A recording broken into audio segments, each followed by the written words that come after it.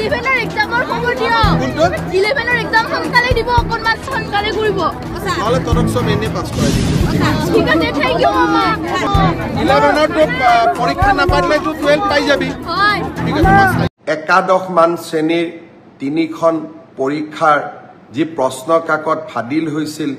তাৰো আমি পৰীক্ষা পাতিব লাগিব পৰহি দিনাখন মই 29 তাৰিখে মই দুধনৈত গৈছিলো দুধনৈত এগৰাকী ছাত্ৰীয়ে মোৰ ওচৰত আহি ক'লে যে মামা উচ্চতৰ মাধ্যমিক দ্বিতীয় বৰ্ষৰ বাবে প্ৰস্তুতি হোৱাৰ সময় এতিয়া যদি আমি একাদশ মান শ্ৰেণীৰ পৰীক্ষাটোলৈ চিন্তা কৰি থাকো আমাৰ হায়াৰ সেকেন্ডাৰী দিবৰ বাবে আমি মাত্ৰ 8 মাহ মানেহে পাম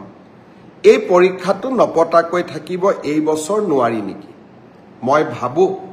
যে আমি সেবাই এই দিশটো বিবেচনা কৰিব লাগে যিয়ে নহক কিয়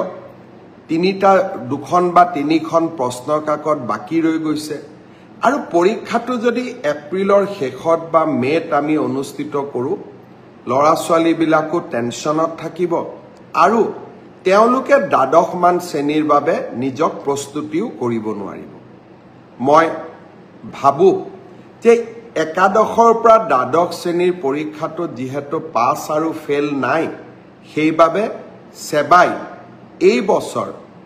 বাকি ৰৈ যোৱা প্ৰশ্ন কাকতখিনিৰ ওপৰত পৰীক্ষা নাপাতিলেও হ'ব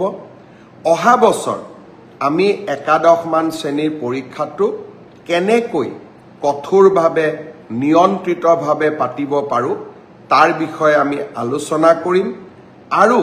যিসকলে প্ৰশ্ন কাকত ফাদিল কৰিলে তেওঁলোককো আমি কঠোৰ শাস্তি দিম কিন্তু কোনোবা দুই এজন দুৰ্বৃত্তৰ বাবে গোটেই ছাত্ৰ ছাত্ৰী সমাজখন তেওঁলোকে টেনচনত কিয় থাকিব লাগে তাৰ যুক্তিও নাই আনহাতে পঞ্চায়ত নিৰ্বাচন অনুষ্ঠিত হ'ব মে মাহত আমি পৰীক্ষা পাতিলে লৰা ছোৱালী বিলাকে দ্বাদশ মান শ্ৰেণীৰ বাবে কেতিয়া প্ৰস্তুতি কৰিব মই আমাৰ স্কুল এডুকেশ্যন বোৰ্ডক অনুৰোধ কৰিম শিক্ষা বিভাগক অনুৰোধ কৰিম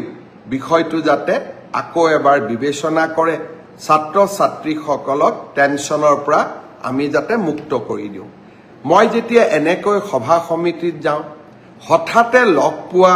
জনসাধাৰণে কোৱা কথাবোৰ মই খুবেই গুৰুত্ব দিওঁ কাৰণ মুখ্যমন্ত্ৰী হলে সকলো কথা জানিব নোৱাৰি যেতিয়া আমি গাঁৱত যাওঁ চহৰত যাওঁ সৰ্বসাধাৰণ মানুহক কথা পাতো তেতিয়া আমি নিজৰ ভুলবিলাকো নিজে বুজি পাওঁ আমি আমাৰ আঁচনিবিলাক সংশোধন কৰিব পাৰো আৰু জনগণৰ সেৱাত আমি কাম কৰিব পাৰো আমি দিছপুৰত বহি থাকিলে একাদশ মান শ্ৰেণীৰ ছাত্ৰ ছাত্ৰীসকল যিসকলে হায়াৰ সেকেন্ডাৰী পৰীক্ষা দিব লাগিব ফাইনেল ইয়াৰৰ জীৱনৰ আটাইতকৈ মূল্যৱান পৰীক্ষা তাৰ হয়তো আমি বেদনা বা তেওঁলোকৰ অনুভৱবোৰ বুজিবই নোৱাৰিলোহেঁতেন দুধনৈত গৈ মোৰ ভাগিন ছাত্ৰীজনীৰ মুখেৰে শুনা কথাখিনি মোৰ মনত লাগিল যে ই যুক্তিৰ ওপৰত প্ৰতিষ্ঠিত সেবাই নিশ্চয় এই দিশত বিচাৰ বিবেচনা কৰিব ছাত্ৰীসকলক প্ৰস্তুত হ'বলৈ সময় আৰু সুবিধা উলিয়াই দিব